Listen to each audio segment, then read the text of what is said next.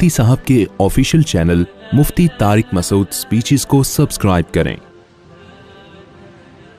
تو اب دیکھو قرآن نے کیا بیان کیا، زنا کی سزا سخت ہے نا، تو اس کے ثبوت کے لیے قرآن نے معیار بہت اونچا کر دیا ہے۔ تو توہین رسالت کی سزا اگر قتل ہے، اس کے ثبوت کے لیے بھی معیار کیا ہوگا، بہت اونچا ہوگا۔ ہر شک کا فائدہ مجرم کو ہوگا۔ جہاں تھوڑی سی کنفیوژن پیدا ہوگا، دیکھو زنا میں کیا ہے، 4 آدمی گواہی دیں گے عدالت میں جا کے، کتنے گواہی دیں گے، 4۔ فقہا نے بیان کیا جہاں بھی جج کو ذرا سا تردد ہوا نا کہ کچھ گڑبڑ ہے، فوراً سزا کیا ہوگی، ساقط۔ شک کا فائدہ کس کو پہنچایا جائے گا، مجرم کو۔ وجہ کیا ہے کہ ایک بے گناہ آدمی مارا جائے، یہ بدترین ہے اس سے کہ 100 گنہگار چھوٹ جائیں۔ زیادہ زیادہ یہی ہوگا نا، اس نے زنا کیا تھا مگر سزا نہیں ملی، معیار گواہ اس معیار کے نہیں تھے، تو یہ اتنا برا نہیں ہے۔ لیکن آپ نے معیار گرا دیا اور اس کی وجہ سے کوئی بے گناہ پہ زنا کی تہمت لگ کے اس کو سزا دے دی، یہ بہت خطرناک ہے۔ تو دنیا کا اصول ہے، اسلام کا بھی اصول ہے، جرم ثابت ہونے میں اگر ذرا بھی تردد ہو تو اس تردد کا فائدہ کس کو پہنچایا جاتا ہے، مجرم کو۔ جرم ثابت کرنے کے لیے دلائل چاہیے ہوتے ہیں، سزا کو ٹالنے کے لیے دلائل کی ضرورت نہیں ہوتی، ثابت ہونے کے لیے دلائل کی ضرورت ہوتی ہے۔ تو اب فقہا نے کیا بیان کیا، کیونکہ زنا کی سزا بہت سخت ہے، تو 4 مرد ہوں گے، اس میں عورت کی گواہی بولو نہیں چلے گی، اس لیے کہ اس میں تھوڑا سا امکان ہے، تھوڑا سا امکان، کیونکہ خواتین کی عادت ہے کہ جب کسی کو بدنام کرنا چاہتی ہیں سب سے بڑا حربہ ان کے پاس فحش الزام لگانا ہوتا ہے۔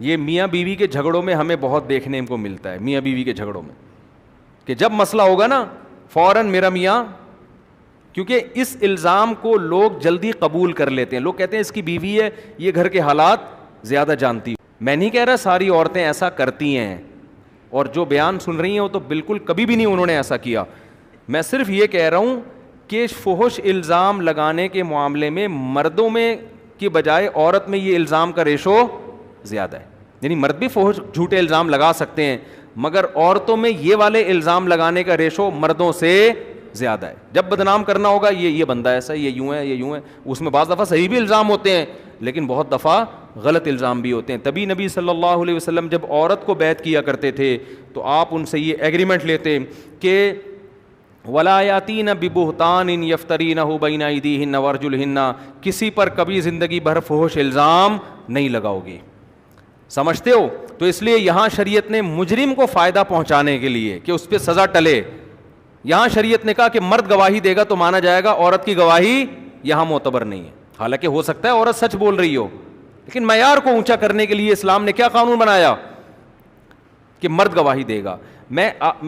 دیکھو میں جو آپ کو سمجھانا چاہ رہا ہوں نا، اس کو کھوپڑی میں بٹھاؤ کہ سزاؤں کے معاملے میں اسلام کا معیار کتنا سخت ہے اور ہمارا معیار کتنا ہلکا ہے۔ تو ہم اس ہلکے معیار کو عشق مصطفیٰ قرار دیتے ہیں، تو یہ قرآن و سنت سے آگے نکلنے کی کوشش ہو گئی کہ نہیں ہو گئی؟ پولیس کا کیس ہے میرے بھائی، ایسے سمجھنے والی باتیں نہیں ہیں۔ اسلام کہہ رہا ہے کہ بہت اونچا معیار کرو اگر سزا سخت ہوگی، اور ہم کیا کہہ رہے ہیں، نہیں ہم توہین رسالت یا اس کے معاملے میں ہم کسی کی نہیں سنیں گے۔ اور ایسے ایسے نعرے ایجاد کیے ہوئے ہیں نا، وہ میں نعرے بتاؤں تو پھر ایسا نہ ہو کوئی کسی خاص تنظیم پہ جا کے فٹ کرتے کہ یہ نعرے تو یہ لوگ لگا رہے تھے، تو خامخواہ کی دشمنیاں۔ نعرے ہی غلط ہیں، جو نعرے ایجاد کیے گئے ہیں نا، وہ نعرے ہی کیا ہیں، وہ شریعت کے خلاف ہیں۔ تو اس لیے زیادہ فنٹر بننے کی کوشش مت کرو۔ تو اسلام کیا کہتا ہے، 4 گواہ ہوں گے، وہ کیا ہوں گے، مرد ہوں گے۔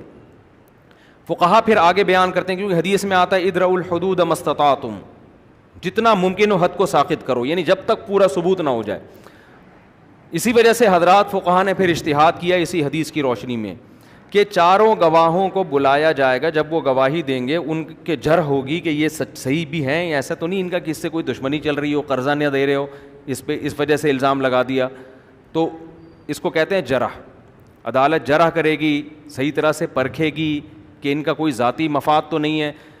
پھر جرح کرنے کے بعد جب عدالت کو یقین ہو جائے گا یہ 2 نمبر لوگ بھی نہیں ہیں, جھوٹے بھی نہیں ہیں, ان کا کوئی ذاتی مفاد بھی نہیں ہے, ایسا بھی نہیں ہے کہ کوئی ذاتی دشمنی ہو, کوئی سالے والے ہوں وغیرہ وغیرہ, تو پھر عدالت کیا حکم دے گی کہ رجم کی سزا میں حکم دیا جائے گا سب سے پہلے سزا پتھر آپ نے پھینکنے ہیں. جو گواہ ہے نا ان کو کہا جائے گا سب سے پہلا پتھر کس نے مارنا ہے, آپ نے مارنا ہے. اس لیے کہ اگر ان کے دل میں ذرہ برابر بھی چور ہوگا نا تو یہاں ان کے ہاتھ کانپ اٹھیں گے سزا دیتے ہوئے کہ یار ہم بے گناہ کو مار رہے ہیں. اگر وہاں یہ رک گئے کہ نہیں جی ہم نہیں, تو یہ اس کی علامت ہوگی, ایک شک پیدا ہو گیا کہ شاید یہ کیا کر رہے تھے, جھوٹ بول رہے تھے. اس کا فائدہ کس کو پہنچایا جائے گا, مجرم کو پہنچایا جائے. اور بھی بہت ساری شرطیں ہیں جو ابھی میں بیان کروں گا تو پورا ٹائم اسی میں لگ جائے گا. اصل مقصد اسلام کا فلسفہ سمجھانا ہے کہ جہاں سزا سخت ہوگی اس کے ثبوت کے لیے معیار بہت زیادہ اونچا ہو جائے گا, سخت ہو جائے گا. اس میں آپ جذباتی پن پہ آ گئے نا اگر کہ اس کو عدالت نے کیوں بری کر دیا, اس کو عدالت نے کیوں بری کر دیا, یہ تو توہین کا مرتکب تھا تو عدالت نے بری کر دیا. آپ اگر عدالت کو کہتے ہو نا یہ عدالتیں 2 نمبر ہیں, تو قوم کو بھی آپ 1 نمبر نہیں کہہ سکتے کہ ان کا بھی کوئی بھروسہ نہیں ہے کہ انہوں نے جس پر مقدمہ ڈالا وہ واقعی مجرم ہے بھی یا نہیں ہے, ان کا بھی کوئی بھروسہ نہیں ہے. آگے چلتے ہیں ہم. آگے قرآن کہتا ہے والذین یرمون ازواجہم, ہاں قرآن کہہ رہا ہے اگر فإن لم یأتوا بالشہداء, اگر یہ 4 گواہ نہ لے کر آ سکیں, فجلدوہم 80 جلدہ, تو جنہوں نے گواہی دی ہے الٹا ان کو 80 کوڑے مارو. 2 آدمی چلے گئے عدالت میں گواہی دینے, 3 آدمی چلے گئے کہ اس نے زنا کیا ہے, 4تھا نہیں لا سکے وہ, تو قرآن کیا کہتا ہے الٹا ان کو کیا کرو 80 کوڑے مارو. کہ جب تمہارے پاس گواہی کا نصاب ہی نہیں تھا تو تمہیں خام میں کسی پہ الزام لگانے کی بولو ضرورت کیا تھی. مثال کے طور پر آپ نے کہہ دیا معذرت کے ساتھ بھئی آپ ہیں نہیں, آپ نے کہہ دیا یہ چور ہے. یہ کرتے ہیں لوگ نا. اب لوگ آپ سے پوچھ رہے ہیں آپ کے پاس کیا ثبوت ہے, کہہ رہے ہیں ثبوت تو نہیں ہے میرے پاس لیکن مجھے پتہ ہے یہ چور ہے. بھائی جب تمہارے پاس ثبوت نہیں ہے تمہیں پھینکنے کی ضرورت کیا ہے بیٹھے بیٹھے ایک بات, خام ایک شرری چھوڑ دی نا معاشرے میں فساد. اب آپ قسمیں اٹھا رہے ہو اللہ کی قسم مجھے, میں یقین سے کہہ رہا ہوں یہ چور ہے. ہم کہیں گے بھائی جتنا اس کے چور ہونے کا امکان ہے اتنا ہی آپ کے جھوٹا ہونے کا بھی امکان ہے. آپ کو اگر یقین بھی ہے آپ جانو آپ کا اللہ سے معاملہ ہے. پبلک میں وہی بات کی جائے گی جس کا آپ کے پاس ثبوت ہوگا, کیونکہ یہ معاشرے میں فسادی ہونے کی علامت ہے کہ آپ نے ایک شرری چھوڑ دی ایک معاشرے میں, اس کو ثابت کرنے کے لیے آپ کے پاس دلیل نہیں ہے. اگرچہ آپ برحق ہیں, اگرچہ آپ صحیح ہیں, لیکن اسلام آپ کو صحیح ہونے کے باوجود بھی فسادی کہتا ہے اور جھوٹا کہتا ہے کہ جب تمہارے پاس دلیل نہیں ہے, گواہ نہیں ہے, تم بات کر کیوں رہے ہو. اب دیکھو 4 آدمی گواہ دیں گے تو اس کا فائدہ یہ ہوگا کہ اس کو سزا ملے گی, 4 سے کم میں اس کو سزا نہیں ملے گی. جب سزا نہیں اس کو مل رہی تو اس کا سوائے ایک آدمی کے گناہ کو لوگوں کے سامنے ایکسپوز کرنے کا اور تمہاری کوئی نیت نہیں ہے. تو شریعت میں حکم یہ ہے گناہ پہ پردہ ڈالا جائے, نہ کہ گناہ سے پردہ اٹھایا جائے. نہیں آ رہی بات میرا خیال ہے. آج کوئی کہیں کوئی بے حیائی کا کام کر رہا ہوتا ہے, کوئی خفیہ ویڈیو لیک ہوتی ہے, کیسے مزے سے لوگ ایک دوسرے کے ساتھ شیئر کرتے ہیں, نہیں کرتے, کرتے کہ نہیں کرتے. تو آپ کا کیا خیال ہے یہ جائز کام ہے شریعت میں؟ مجھے ایک بات بتاؤ نا, اسلام گناہ کو ہائی لائٹ کرنے کا, نمایاں کرنے کا, اس کے گناہ کو ایکسپوز کرنے کا حکم دیتا ہے یا گناہ پہ پردہ ڈالنے کا حکم دیتا ہے؟ تو جب پردہ ڈالنے کا حکم دے رہا ہے تو کسی کی خفیہ ویڈیو لیک کر کے یوٹیوب فیس بک کی زینت بنانا یہ اچھا کام ہے یا برا کام ہے؟ میں حیران ہوتا ہوں جو لوگ لوگوں کی خفیہ ویڈیوز ہائی لائٹ کر رہے ہوتے ہیں نا, جس کی ویڈیو ہے اس کو تو گالیاں پڑ رہی ہوتی ہیں, ویڈیو چھپ کے بنانے والے کو کوئی ایک حرف بھی نہیں کہہ رہا ہوتا, حالانکہ وہ اس بات کے زیادہ لائق ہے کہ اس کو کوڑے لگائے جائیں. یہ بھی ہماری قوم کا ایک بہت بڑا المیہ ہے کہ لوگوں کی خفیہ کیمرے لگے ہوئے ہوتے ہیں ہوٹلوں میں, وہ پکڑا گیا دیکھو, لوگ کہہ رہے ہو دیکھو اس کی حرکتیں دیکھو. بھائی اس کی حرکتیں یقیناً بری ہیں, اس کی حرکتیں خدا کی قسم اس سے زیادہ بری ہیں جس نے بند کمرے میں خفیہ کیمرہ لگایا تھا. میرے سامنے کیس آیا, ایک صاحب کو کسی سے دشمنی ہو گئی, پیسوں کا کوئی لین دین کوئی مسئلہ, تو اس نے اس کے کمرے میں چپکے سے کیمرہ لگوا دیا. وہ بندہ کوئی فحاشی وغیرہ کرتا تھا, لڑکیوں سے تعلقات تھے اس کے, چھپ کے, کھلے عام نہیں. اب اس نے اس کے کہیں نا کیمرے میں, کمرے میں خفیہ کیمرہ لگوا دیا تاکہ اس کو پکڑ لے کہ دیکھو اس کے لڑکیوں سے کیا ہے ناجائز. وہ کہیں چلی گئی ہوگی کوئی لڑکی وڑکی, کوئی فاحشہ, اور پکڑ لیا اس کو, ٹریس کر دیا. اب اس کو بلیک میل کر رہا ہے کہ یہ تیری ویڈیو میں اپلوڈ کر دوں گا. جو مجرم تھا وہ میرے پاس آیا, مجھے کہنے لگا یار میں ٹھیک ہے گنہگار آدمی ہوں, لیکن اس بندے نے, اور وہ بندہ بھی مذہبی تھا جس نے یہ کام کیا ہے, اتنی بڑی داڑھی اس کی, اس بندے نے میرے ساتھ یہ کیا ہے. میں نے کہا بھائی تو مجرم ہے, میں تجھے اپریشیٹ نہیں کرتا, تو لڑکیوں سے زنا کر رہا ہے, لیکن خدا کی قسم جس بے شرم انسان نے یہ کیمرہ لگایا ہے نا, لکھوا لو مجھ سے کہ قیامت کے دن شاید اللہ تجھے معاف کر دے, لیکن مجھے امید نہیں ہے کہ اللہ اس کو معاف کرے گا. اس لیے کہ آپ کو کس نے یہ اتھارٹی دی ہے کہ آپ کسی کی پرائیویسی میں ایسا گھسو. کیونکہ دیکھو انسان جب اللہ کے ساتھ, اللہ کے یعنی گناہ کرتا ہے اور اللہ کو پتہ ہوتا ہے, 100 بار توبہ کرے گا, توبہ کا دروازہ اس کے لیے کھلا ہوا ہے. ثم اجتباہ ربہ فتاب علیہ وہدا. قرآن کہتے ہیں آدم سے خطا ہوئی, توبہ کی, بالکل اللہ نے ویسا ہی مقرب بنا لیا جیسے خطا سے پہلے تھے. لیکن جب آپ کا گناہ لوگوں کے سامنے آ گیا, آپ 100 بار اللہ سے, ایک بار اللہ سے توبہ کرو معاف کر دے گا, اب 100 بار بھی توبہ کرو اللہ معاف کرے گا, پبلک کبھی بھی معاف نہیں کرے گی. اور ایسا ذلیل انسان اپنی اولاد کی نظر میں, بیوی کی نظر میں, رشتہ داروں کی, سب کیا اس کی کوئی عزت رہ جائے گی گھر کے اندر؟ کتنی بڑی سزا دے دی آپ نے اس کو. یہ کام ہمارے ہاں مذہب کے نام پہ بھی ہو رہا ہوتا. ہم کہتے ہیں ہم بندے کو نا بتانا چاہتے تھے 2 نمبر ہے 1 نمبر نہیں, اس لیے ہم نے ایکسپوز کر دیا اس کو. تو خوب سمجھ لو, جو چھپ کے تنہائی میں گناہ کر رہا ہے, شریعت میں اس کے گناہ پہ پردہ ڈالنے کا حکم ہے, اس کے گناہ کی اس ستاری کی چادر کھینچنے کی اجازت آپ کو بولو نہیں ہے. بعض خواتین یہ کام کر رہی ہوتی ہیں گورنمنٹ کے اداروں میں, کسی سے دشمنی ہوتی ہے نا, پہلے اس کو سیٹنگ کر کے پھنسائیں گے, سیٹنگ کر کے پھنسا کے خفیہ کیمرے لگا دیے, پھر قابل اعتراض حرکتوں کو کیا کر دیا, لیک کے, یہ دیکھو یہ بندہ کیا ہے, یہ بندہ 2 نمبر ہے. تو لوگ, وہ بندہ ہے 2 نمبر, میں اس کو نہیں کہہ رہا, لیکن میرے بھائی جتنے جوتے اس بندے کو پڑنے چاہیے نا, اس سے ڈبل جوتے اس عورت کو پڑنے چاہیے, اس سے ڈبل جوتے کس کو پڑنے چاہیے, اس عورت کو. تو یہ فلسفہ ہے جو ہمیں اس سے پتہ چلتا ہے. قرآن کہتا ہے اگر 4 گواہ نہیں لے کر آئے فجلدوہم 80 جلدہ, تو ان کو کتنے کوڑے مارو, 80 کوڑے. ایک سزا تو 80 کوڑے کی, اور دوسری سزا کیا ہے, ولا تقبلوا لہم شہادۃ ابدا, اور آج کے بعد ان کی گواہی کسی بھی معاملے میں کبھی بھی قبول نہیں ہوگی, ہمیشہ کے لیے کالعدم, کبھی بھی ان کی گواہی قبول نہیں ہوگی. ہمارے یہاں تو ایسا ہوتا ہے کہ سپریم کورٹ کی طرف سے کسی کو چور قرار دینے کا ٹھپا لگا دیا جاتا ہے, نہ صرف یہ کہ اس کی گواہی قبول ہوتی ہے, اس کو ملک کا صدر اور پراپر طریقے سے وزیر اعظم بنا دیا. گواہی تو بہت چھوٹی چیز ہے ہمارے ملک میں, پراپر طریقے سے بنا دیا جاتا ہے. الحمدللہ اب دوبارہ بننے کے چانسز اللہ نے چاہا تو ہو گئے ہیں, اور انشاءاللہ اس سے پیٹرول بھی سستا ہو جائے گا, اور حج 7 لاکھ سے دوبارہ کس پہ آ جائے گا, 2.5 لاکھ. اور اگر یاد رکھو سستائی ہو گئی نا تو اور بیڑا غرق ہونے والا ہے, اس کی علامت ہے, کیونکہ یہ نیچرل سستائی نہیں ہے. ہاں یہ سمجھ لو, اگر سستائی ہو گئی تو یہ اور خطرناک ہے, کیونکہ وجہ یہ ہوگی کہ اس طرح سے سستائی ہوگی کہ پھر دبا کے پیسہ لے کے کھلا دیں گے اور ہماری نسلوں کو عذاب میں ڈال دیں گے, پھر بالکل گروی ہو جائیں گے. میں کہتا ہوں امریکہ سیدھا, پاکستان سیدھا امریکہ کے حوالے کر دو, کالونی بنا دو. غلامی سے بہتر ہے کہ ان کی گورنمنٹ کو مان لو نا. آپ نہیں آ رہی سمجھ میں, رہنے دو, پھر وہ سارا ٹاپک ہی ہمارا کہیں اور چلا جاتا ہے. وَيَدْرَأُ عَنْهَا, پھر اللہ نے فرمایا, اس میں اور حکام ہیں وہ بہت لمبے ہو جائیں گے, جلدی جو موٹے موٹے حکام ہیں میں بیان کر کے وہ آگے چلتے ہیں ہم. اچھا, قرآن میں اس میں اللہ حضرت عائشہ رضی اللہ تعالی عنہا پر تہمت لگی تھی. سورہ نساء میں یہ آیتیں پہلے نازل ہو چکی تھیں, ابھی بھی نازل ہوئی نا, اس سے پہلے نازل ہو چکی تھیں کہ جب بھی کہیں کوئی کسی پر زنا ثابت ہوگا تو اس کے لیے 4 گواہوں کا انتظام کرو.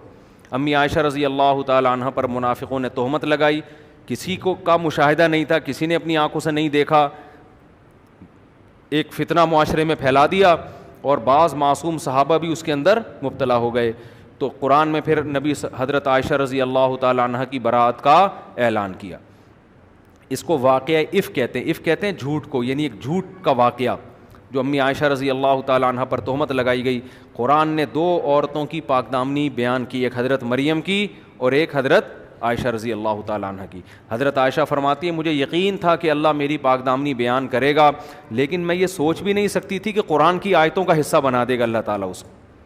اسی وجہ سے علماء کا اجماع ہے کہ اگر حضرت عائشہ کو کوئی بدبخت معاذ اللہ نقل کفر فاحشہ کہتا ہے تو وہ اسلام سے خارج ہے, کیونکہ قرآن کی کے پورے 2 رکوع ہیں جن کا وہ انکار کر رہا ہے. اور بعض بدبخت آج ایسے ہیں جو اپنے آپ کو مسلمان بھی کہتے ہیں اور حضرت عائشہ پر تہمت بھی لگاتے ہیں. تو اور قرآن نے یہ کہا الخبیثات للخبیثین والخبیثون للخبیثات, ناپاک مرد ناپاک عورتوں کے لیے اور ناپاک عورتیں ناپاک مردوں کے لیے. اس میں قرآن نے اشارہ دے دیا کہ حضرت عائشہ سے جو نکاح ہوا ہے یہ اللہ کی سلیکشن سے ہوا ہے. حدیث میں آتا بھی ہے, آپ صلی اللہ علیہ وسلم نے شادی کے بعد حضرت عائشہ کو بتایا کہ جبریل تمہاری تصویر لے کر خواب میں آئے میرے پاس اور مجھے بتایا کہ تمہارا نکاح ان سے ہوگا, ان سے تمہارا نکاح ہوگا. تو یہ پیشکش حضرت ابو بکر کی طرف سے تھی, خوب سمجھ لیں. نبی نے اس خواب کے بعد خود نکاح کا پیغام نہیں دیا کہ اے حضرت ابو بکر سے کہا ہو کہ دیکھو مجھے خواب میں یہ دکھائی تمہاری بیٹی دکھائی گئی ہے کہ ان سے میرا نکاح ہوگا. نہیں, یہ خواب آپ نے محفوظ رکھا.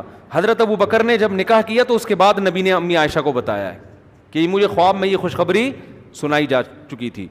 تو اس میں اللہ نے بتا دیا کہ اللہ کی طرف سے پیغمبر کے لیے سلیکشن کسی معاذ اللہ نقل کفر فاحشہ عورت کی نہیں ہو سکتی. اس پہ بعض لوگ اعتراض کرتے ہیں کہ حضرت نوح علیہ السلام کی بیوی بھی تو کافر تھی, لوط علیہ السلام کی بیوی بھی تو کافر تھی, دونوں پر عذاب آیا, تو اس کا مطلب پیغمبر کی زوجہ بھی معاذ اللہ کوئی کافر عورت بھی ہو سکتی ہے.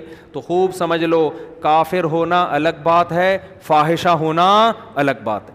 بیوی کا کافر ہونا اتنا بڑا عیب نہیں ہے, یہ بے عزتی کا ذریعہ نہیں ہے. آپ کی بیوی 2 نمبر ہو یہ آپ کے لیے بے عزتی کا مقام ہے. اس عیب سے اللہ پیغمبروں کو محفوظ رکھتے ہیں کیونکہ یہ نسب میں خلل ہو جائے گا نا. ارے بھائی آپ کی وائف غیر مسلم ہے, غیر مسلم عیسائی یہودی ہوتی ہیں, شریعت نے مسلمان مرد کو اجازت دی نا شادی کرنے کی. بھائی اسلام میں جائز ہے کہ آپ کی بیوی یہودی بھی ہو سکتی ہے, یہ نہیں کہ مسلمان ہے تو یہودی ہو جائے. پہلے سے کوئی یہودی ہے تو آپ اس سے شادی کر سکتے ہیں, حالانکہ وہ کیا ہے, کافر ہے. عیسائی ہے آپ اس سے شادی کر سکتے ہیں, حالانکہ وہ کیا ہے, کافر ہے. کوئی حرج نہیں ہے اس میں, یہ عیب نہیں ہے. بہت سے صحابہ نے, بہت سے تو نہیں, بعض صحابہ نے کی ہے عیسائی عورتوں سے بھی, یہودی عورتوں سے بھی. حضرت حذیفہ نے جب ایک یہودی عورت سے نکاح کیا تو حضرت عمر نے حکم دیا اس کو طلاق دو. انہوں نے کہا حرام ہے تو طلاق دوں, حرام نہیں ہے تو کیوں دوں طلاق بھائی میں. انہوں نے کہا مجھے حرام ہونے کا نہیں, مجھے ڈر ہے فاحشہ نہ ہو. تو انہوں نے بھی اس بیس پہ ناپسند کیا کہ کہیں فاحشہ نہ ہو. جائز نکاح فاحشہ عورت سے بھی ہو جاتا ہے, لیکن یہ عیب کس کے لیے ہے, مرد کے لیے. اور اللہ پیغمبروں کو عیب سے محفوظ رکھتے ہیں, ان پر کوئی انگلی نہیں اٹھا سکتے. یہ توہین ہے نا, اس لیے کہ آپ کی وائف ہے اور ادھر بھی تعلق ادھر بھی تعلق, بچوں کا کیا پتہ چلے گا, پتہ نہیں کس کے بچے پیدا ہو رہے ہیں. نسب میں خلل ہو جاتا ہے. نبی صلی اللہ علیہ وسلم نے فرمایا ولدت من نکاح لا من صفا, کیا مطلب, آدم سے لے کے آج تک میرے نکاح میں کوئی شک اور شبہ نہیں ہے. یعنی پیغمبروں کا نسب اللہ محفوظ رکھتے ہیں. ایسا کہیں نہیں ہوتا کہ پیغمبر کے باپ دادوں میں معاذ اللہ کوئی ولد الزنا ہو, کیونکہ آگے پھر نسب کیا ہو گیا, خراب. تو نوح علیہ السلام کی بیوی اگر کافر تھی, فاحشہ نہیں تھی, کیونکہ آگے اگر فاحشہ ہوتی تو نوح علیہ السلام کے جو بیٹے تھے حام سام اور یافس, ان کے نسب میں شک ہوتا کہ نہیں ہوتا کہ یہ پتہ نہیں ان کے ہیں بھی کہ نہیں ہیں. پھر آگے ان کی نسل میں شک, پھر تو ہم سارے کیا ہو جاتے, ارے ہم سارے مشکوک ہو جاتے نا. ہم سب کے نسب میں, کیونکہ سب نوح علیہ السلام کی اولاد ہیں, اور پیغمبروں کے نسب میں تو بالکل بے غبار نسب ہوتا ہے پیغمبروں کا. تو لوط علیہ السلام کی بیوی بھی کافر تھی مگر معاذ اللہ زانیہ اور بدکار نہیں تھی. تو اس لیے قرآن نے کہا الخبیثات للخبیثین, یہ جو ناپاک عورتیں ہیں نا, فاحشہ عورتیں ہیں, اللہ پیغمبر کے لیے فاحشہ کی سلیکشن نہیں کر سکتا معاذ اللہ. تو اس میں یہ بھی ہمیں بتایا گیا کہ حضرت عائشہ رضی اللہ تعالیٰ عنہ پاک دامن ہے. حضرت عمر نے جب یہ بات سنی نا کسی نے حضرت عائشہ کے بارے میں کہ منافقین یہ پھیلا رہے ہیں, حضرت عمر نے فرمایا سبحانک ھذا بہتان عظیم, یہ بہت بڑا بہتان ہے, یہ ہو ہی نہیں سکتا. کیونکہ سب جانتے تھے حضرت عائشہ کو, حضرت عائشہ کی سوکنوں نے ان کے بارے میں گواہی دی کہ یہ ایسی ہیں ہی نہیں, یہ اس طرح کی یہ ہو ہی نہیں سکتی. تو قرآن نے بھی کہا کہ لولا اذ سمعتموہ, کہ تم نے یہ سنتے ہی کیوں نہیں کہہ دیا سبحانک ھذا بہتان عظیم, کہ یہ بہت بڑا بہتان ہے. پھر قرآن نے کہا ان الذین یرمون المحصنات الغافلات المؤمنات, جو پاک دامن اور سیدھی سادی عورتوں پہ تہمت لگاتے ہیں ان کے لیے بہت بڑا عذاب ہے. یہاں اللہ نے غافلات کا لفظ استعمال کیا, سیدھی سادی عورتیں جن کو ان بے حیائی کے چکروں کا پتہ نہیں ہوتا. حضرت مولانا اشرف علی تھانوی رحمہ اللہ نے اس آیت کے تحت لکھا ہے کہ عورت کا بھولا بھالا اور سیدھا سادہ ہونا ایک خوبی ہے, کیونکہ یہاں قرآن اس کے غافل ہونے کو ایک خوبی کے طور پہ بیان کر رہا ہے. ڈیڑھ ہوشیار ہونا یہ خوبی نہیں ہے.